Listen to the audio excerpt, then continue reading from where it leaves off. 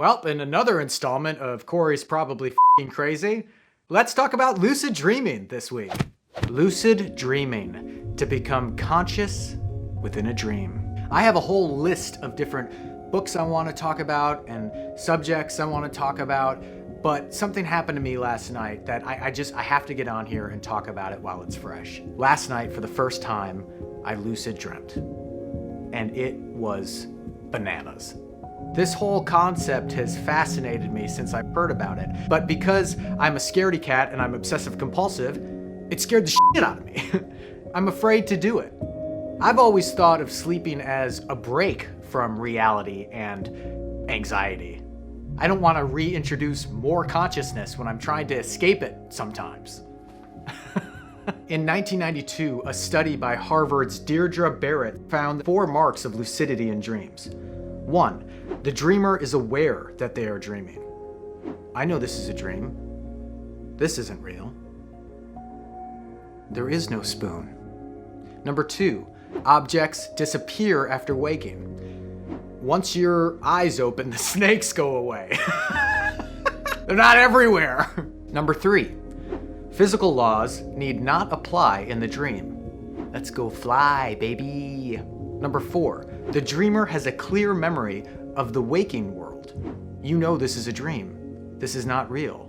This is something different. Barrett's study found that only a quarter of lucidity accounts met all 4 of these criteria.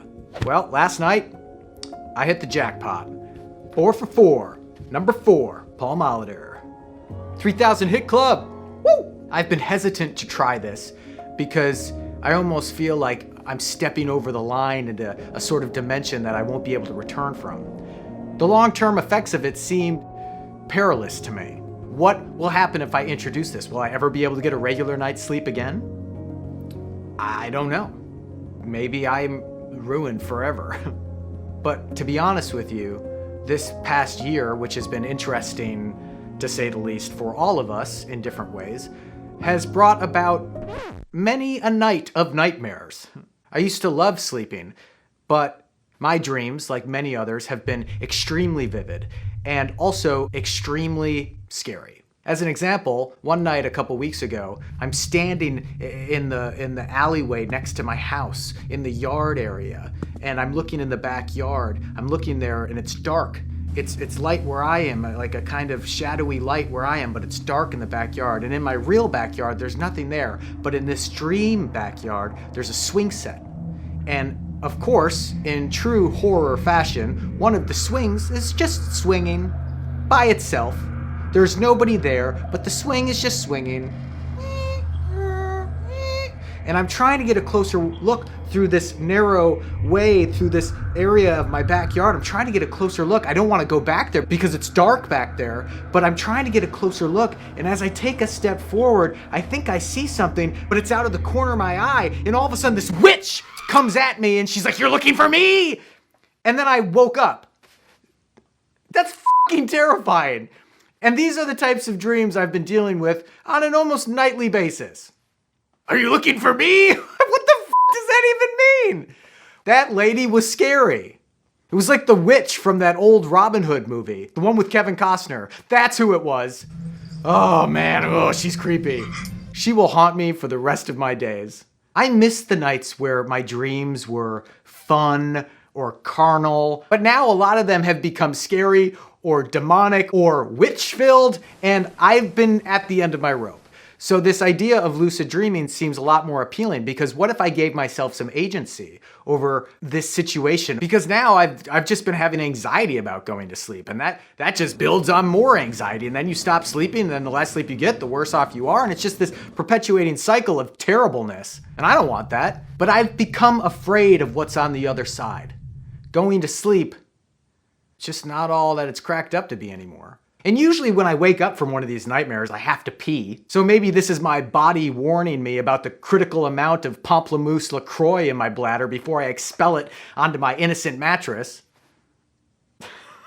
That's a ridiculous sentence. But it's true. Otherwise, am I working on trauma? According to Matthew Walker of the amazing New York Times bestselling book, Why We Sleep, apparently this is supposed to be healthy. These dreams, this is our brain, our psyche working things out. He says that dreaming provides a unique suite of benefits to all species fortunate enough to experience it, humans included. Among these gifts are a consoling neurochemical bath that mollifies painful memories and a virtual reality space in which the brain melds past and present knowledge, inspiring creativity.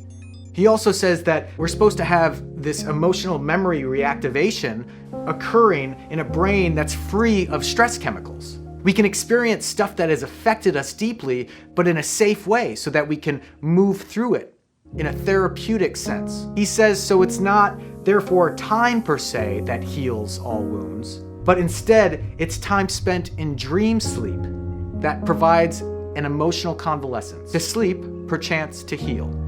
That being said, he also says that in a study that he frequently revisits, a scientist Cartwright demonstrated that it was only those patients who were expressly dreaming about the painful experiences around the time of events who went on to gain clinical resolution from their despair.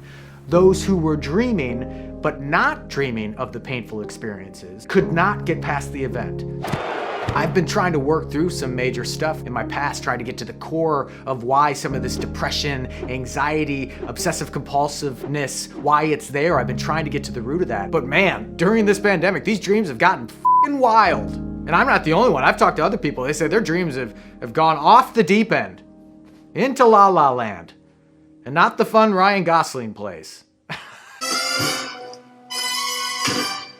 That's a dumb joke. So I don't know if I'm having trouble working something out, but nonetheless, what if I could make this experience more pleasurable while working it out?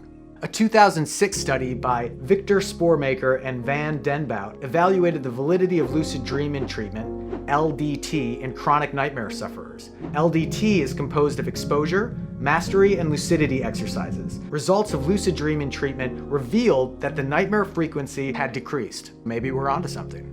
I didn't realize this, but apparently lucid dreaming is a significant practice within the ancient forms of Hinduism and Buddhism.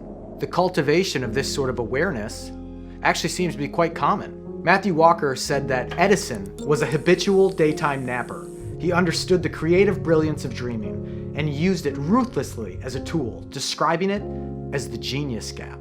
It's also been said that the periodic table came to the scientist Dmitri Mendeleev while he was sleeping and only needed minor adjustments upon waking. There was also a little band called the Beatles that had hit songs Yesterday and Let It Be that apparently both came to Paul McCartney in a dream. So here's what happened.